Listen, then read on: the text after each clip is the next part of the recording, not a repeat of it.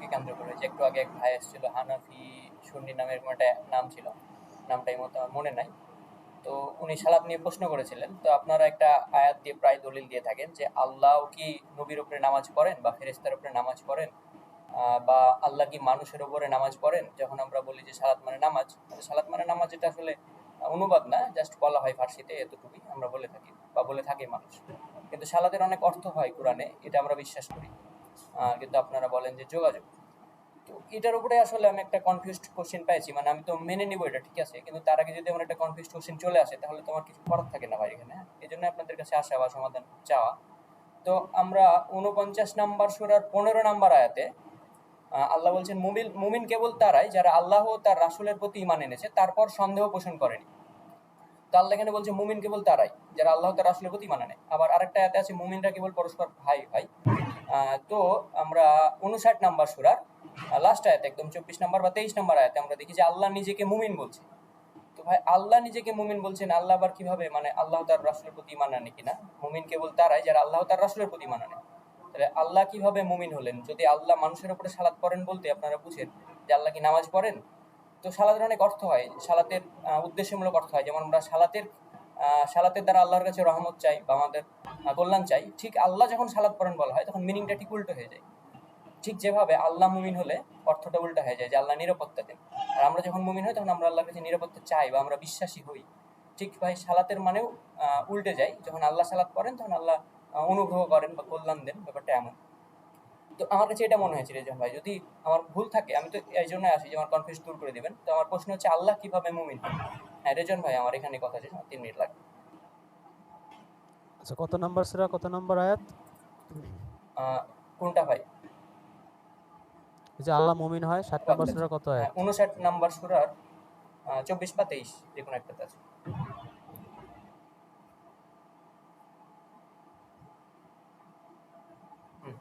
23 নাম্বারে ভাই, আচ্ছা, 23 নাম্বার আছে।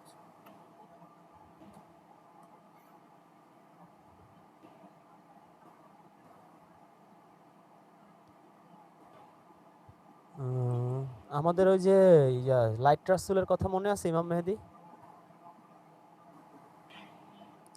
মনে আছে লাইট ভাই, মনে রাসূলের আছে। কথা মনে আছে? ওই যে হ্যাঁ লাইট হ্যাঁ, মনে রাসূলের আছে। খপ্পরে পড়ছে মনে হয়।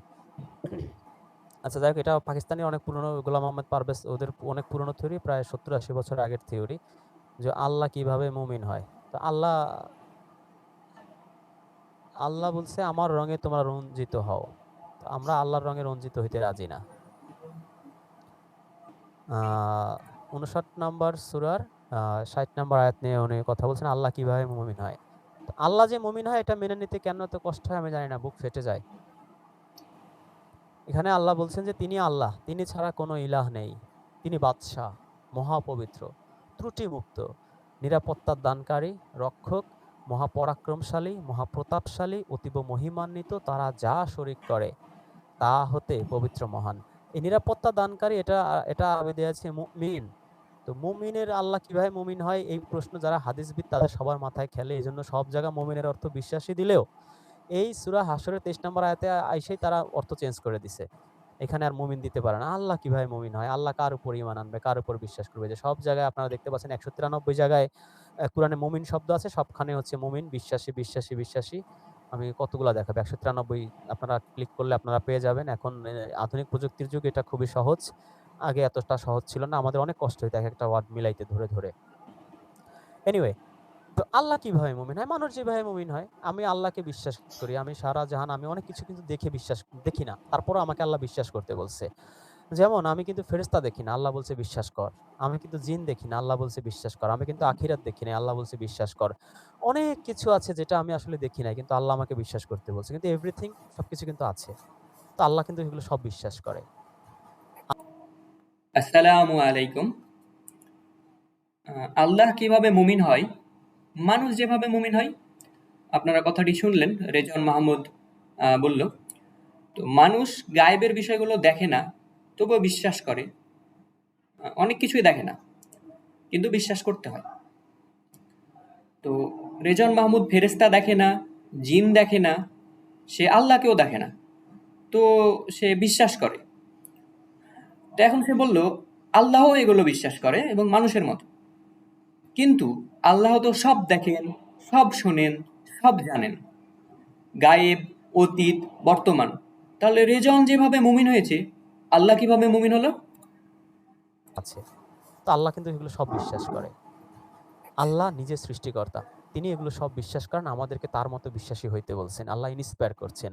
আমরা শুধু একটা জিনিস দেখতেছি কুরআন, না দেখছি আল্লাহ, না দেখছি ফেরেশতা, না দেখছি ঈসা, মুসা, ইব্রাহিম, নূহু, শুআয়ব, আইয়ুব কাউকে আমরা দেখি নাই।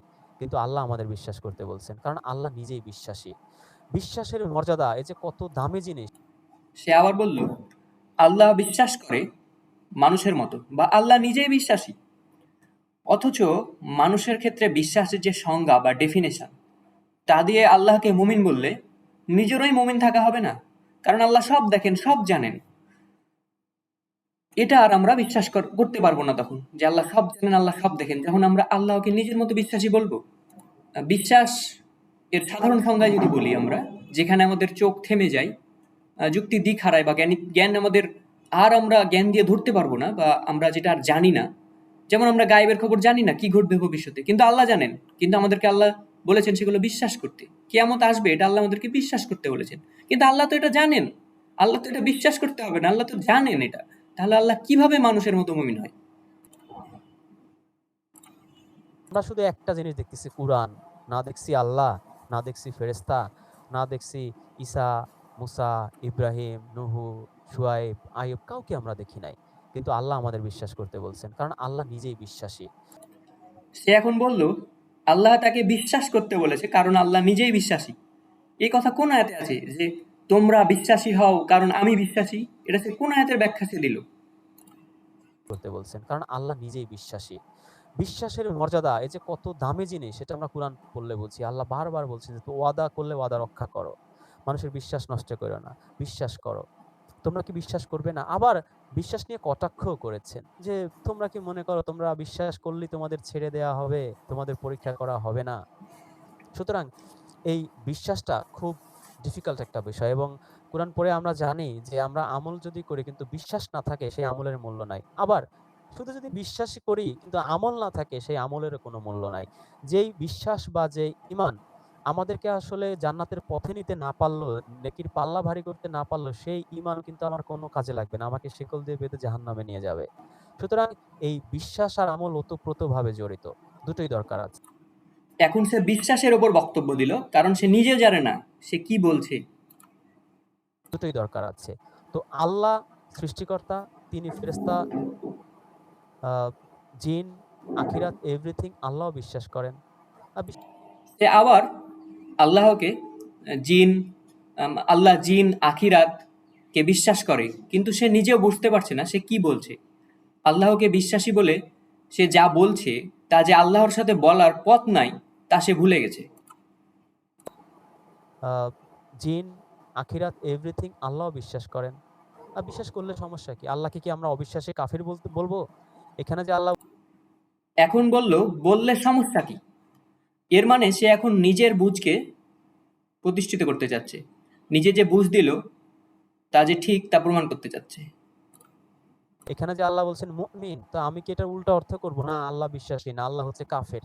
তো আল্লাহকে আমার কাফের বলা লাগে, নাস্তিক বলা লাগে। তো এই মোল্লা তো সে বলতে চাচ্ছে আল্লাহকে বিশ্বাসী বলবো না তো আল্লাহকে কাফির বলবো? তো যেখানে আল্লাহকে বিশ্বাসী বলারই প্রশ্ন আসে না, সেখানে কাফির বলার তো কোনো কথাই আসবে না, প্রশ্নই আসবে না। তার প্রশ্ন, মানে যে তার যে উত্তর বা প্রশ্ন, তা হচ্ছে ঠিক নাস্তিকদের মতো হয়ে গেছে। নাস্তিকরা বলে আল্লাহ কি এমন পাথর বানাতে পারবে যা সে নিজেই তুলতে পারবে না? অথচ এই প্রশ্নের যে প্রশ্নটাই আল্লাহর সাথে যায় না, ঠিক আল্লাহকে বিশ্বাসী বলা যাবে না। ব্যাপারটা এমন যে আল্লাহর সাথেই প্রশ্নটা যায় না, তো আল্লাহকেও বিশ্বাসী বলা যাবে না, সুতরাং কাফির বলার যে প্রশ্ন সেটাও আসে না। কাফের। তা আল্লাহকে আমার কাফের বলা লাগে, নাস্তিক বলা লাগে। তো এই মোল্লা হুজুর এরা হচ্ছে এখন সে নিজের মতকে প্রতিষ্ঠা করতে যারা সঠিক অনুবাদ করেছে তাদের ভুল ধরা শুরু করেছে। কি মাথার মধ্যে ওই হাদিস ঢুকে গেছে তো এজন্য আরকি এলোমেলো হয়ে যায় আরকি। যে হাদিসের মোল্লারা এদের আবার একটা ধর্ম কি এরা হচ্ছে আকাবির বিশ্বাস করে। মানে আগের উলামারা যা বলে গেছে সেটাই চোখ বন্ধ করে। যেমন জামাত ইসলাম এর আগে মওদুদি ছিল। মওদুদি যেরকম তাফসীর করে যেটার অর্থ যা করছে তার আকিমুস সালাত আকিমুদ্দিনের ব্যাখ্যাগুলো আপনারা জানেন কিনা? এটা হচ্ছে আকিমুস সালাত হচ্ছে পুরো রাষ্ট্রে কায়েম করতে হবে। নামাজ না পড়লে পিটায় তাকে নামাজ পড়াইতে হবে। দিন কায়েম মানে হচ্ছে রাষ্ট্র ক্ষমতা দখল। রাষ্ট্র ক্ষমতা দখল করলে তাহলে হচ্ছে সত্যিকার অর্থে দিন কায়েম হবে। এটা হচ্ছে মওদুদির থিওরি। এর আগে ছিল তাইমিয়ার থিওরি আছে। মাঝখানে ছিল আব্দুল ওহাব, যেটা এখন এই যে আহলে হাদিস ভার্সন চলে আসছে বাংলাদেশে। ওহাবের থিওরি আছে। ইমাম আবু হানিফার থিওরি আছে, বুখারীর থিওরি। যুগে, যুগে এরকম আলেম ওলামারা যা বলে গেছে এরা এখন ধরে ওগুলোই মুখস্থ করে। সেগুলোর বাইরে এরা যেতে পারে না। ব্রেন খুলতে পারে না। কিন্তু সূরা তো সে এখন এমন ব্রেন খুলেছে যে আল্লাহকে মানুষের মতো বিশ্বাসী বানিয়ে দিয়েছে। সূরা সাদের ২৯ আয়াত যদি আমরা পড়ি, আল্লাহ বলছে যে আমি বরকতময় কিতাব নাজিল করেছি যাতে তারা চিন্তা ভাবনা করে এর আয়াতগুলো নিয়ে। আমাদের এই চিন্তা ভাবনা গবেষণার সুযোগ আল্লাহ সবসময় অবারিত রেখেছে। আমরা চিন্তা ভাবনা করি না। ওই এক হুজুর বলছে আল্লাহ কেমনে মুমিন হয়? তাই তো মুমিন কেমনে হয়? ওই সারাদিন ওই তাহলে চিন্তা ভাবনা করে আল্লাহকে মানুষের মতো বিশ্বাসী বলতে বলেছে, এটা হচ্ছে তার গবেষণা। তা আমরা অর্থ করছি নিরাপত্তা। মুমিন আল্লাহকে বানাইতে পারতেছি না। আল্লাহকে কাফের বানানোর ব্যাপারে আমরা খুব ইন্টারেস্টেড। তা আল্লাহকে কাফের বানায় আমার কি লাভ? আমার ঠিক মাথায় ঢোকে না। যাই হোক, তো আমরা এখন থেকে তাহলে গরম বাবার অন্ধভক্ত হয়ে আল্লাহকে বিশ্বাসী বলবো। তো এই ভিডিওটি যে উদ্দেশ্যে বানানো, তো আপনারা হয়তো বলবেন যে মানুষ মাত্রই ভুল, সে হয়তো ভুল করে বলে ফেলেছে। ভাই, সে ভুল করেনি, এটা লাইভ অনুষ্ঠান ছিল। সে প্রশ্ন করার জন্য 3 মিনিট সময় দিয়েছিল, এখন লাইভে প্রশ্ন করা হয়েছে তাকে। তো উত্তর তো দেওয়াই লাগবে। কেন উত্তর দেওয়া লাগবে তার জন্য প্রথমে আমরা তাকে যে প্রশ্নটি করা হয়েছে আমরা সেটি একবার শুনে আসি। কেন্দ্র করে যে একটু আগে এক ভাই এসেছিল, হানাফি সুন্নি নামের কোনো একটা নাম ছিল, নামটা এই মতো আমার মনে নাই।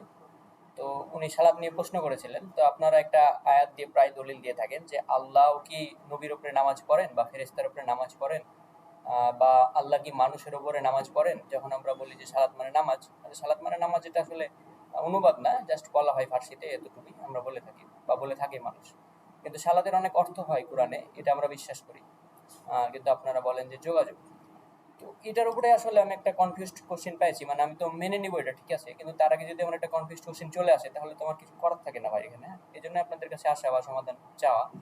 তো আমরা 49 নম্বর সূরার 15 নম্বর আয়াতে আল্লাহ বলছেন মুমিন কেবল তারাই যারা আল্লাহ ও তার রাসূলের প্রতি ঈমান এনেছে তারপর সন্দেহ পোষণ করেনি। তো আল্লাহ এখানে বলছে মুমিন কেবল তারাই যারা আল্লাহ তার রাসূলের প্রতি ঈমান আনে। আবার আরেকটা আয়াতে আছে মুমিনরা কেবল পরস্পর ভাই ভাই। তো আমরা 59 নম্বর সূরার লাস্ট আয়াতে একদম 24 নম্বর বা 23 নম্বর আয়াতে আমরা দেখি যে আল্লাহ নিজেকে মুমিন বলছে। তো ভাই, আল্লাহ নিজেকে মুমিন বলছেন, আল্লাহ আবার কিভাবে, মানে আল্লাহ তার রাসূলের প্রতি ঈমান আনে কিনা? মুমিন কেবল তারাই যারা আল্লাহ তার রাসূলের প্রতি ঈমান আনে। তাহলে আল্লাহ কিভাবে মুমিন হলেন? যদি আল্লাহ মানুষের উপরে সালাত পড়েন বলতে আপনারা বুঝেন যে আল্লাহ কি নামাজ পড়েন? তো সালাতের অনেক অর্থ হয়, সালাতের উদ্দেশ্যমূলক অর্থ হয়। যেমন আমরা সালাতের দ্বারা আল্লাহর কাছে রহমত চাই বা আমাদের কল্যাণ চাই। ঠিক আল্লাহ যখন সালাত পড়েন বলা হয় তখন মিনিংটা ঠিক উল্টো হয়ে যায়। ঠিক যেভাবে আল্লাহ মুমিন হলে অর্থটা উল্টা হয়ে যায় যে আল্লাহ নিরাপত্তা দেন। আর আমরা যখন মুমিন হই তখন আমরা আল্লাহর কাছে নিরাপত্তা চাই বা আমরা বিশ্বাসী হই। ঠিক ভাই, সালাতের মানেও উল্টে যায়। যখন আল্লাহ সালাত করেন তখন আল্লাহ অনুগ্রহ করেন বা কল্যাণ দেন, ব্যাপারটা এমন। তো আমার কাছে এটা মনে হয়েছিল রেজন ভাই, যদি আমার ভুল থাকে আমি তো এই জন্য আসি যে আমার কনফিউজ দূর করে দিবেন। তো আমার প্রশ্ন হচ্ছে আল্লাহ কিভাবে মুমিন হয়? হ্যাঁ, যখন কোনো সাধারণ মানুষ এদের লাইভে যুক্ত হয় এবং সাধারণ মানুষ প্রশ্ন করে, ভাই আপনারও তো প্রচলিত সালাদকে বাদ বলছেন, বাদ দিয়ে দিচ্ছেন, তারপরে প্রচলিত সালাতের অনুবাদ করছেন সংযুক্ত হওয়া, যোগাযোগ করা, যুক্ত হওয়া ইত্যাদি।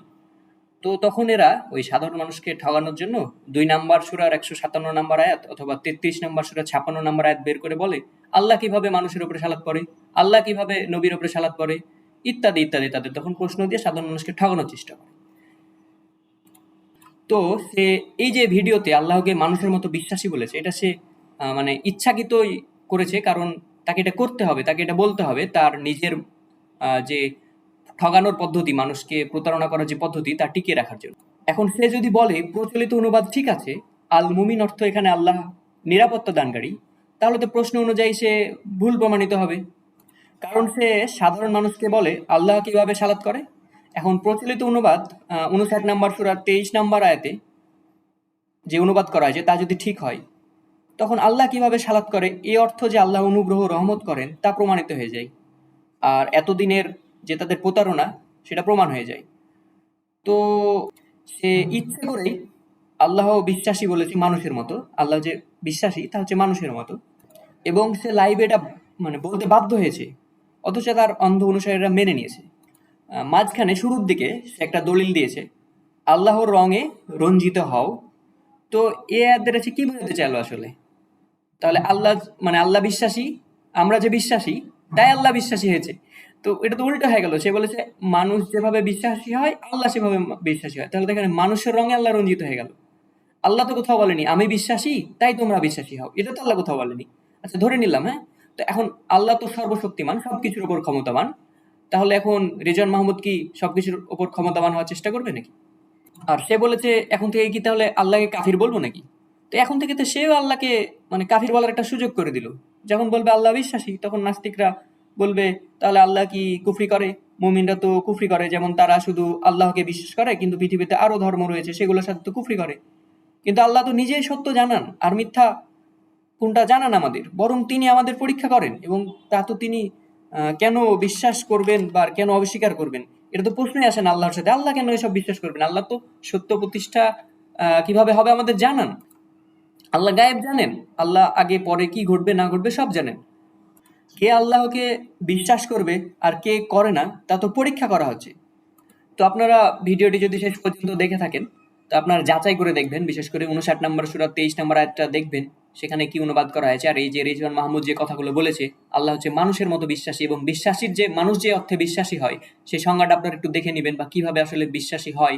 তারপরে 49 নম্বর সূরার 15 নম্বর আয়াতটা আপনারা একটু পড়বেন, তারপর আপনারা মিলাবেন যে এই যে আপনারা কার অনুসরণ করছেন, আপনারা কার অন্ধ অনুসারী হচ্ছেন। আপনাদেরকে যে অনুবাদ নিয়ে প্রতারণা করা হচ্ছে ইনশাআল্লাহ সেটা আমরা খুব তাড়াতাড়ি প্রকাশ করব কিভাবে সেই অনুবাদ নিয়ে প্রতারণা করছে ইনশাআল্লাহ।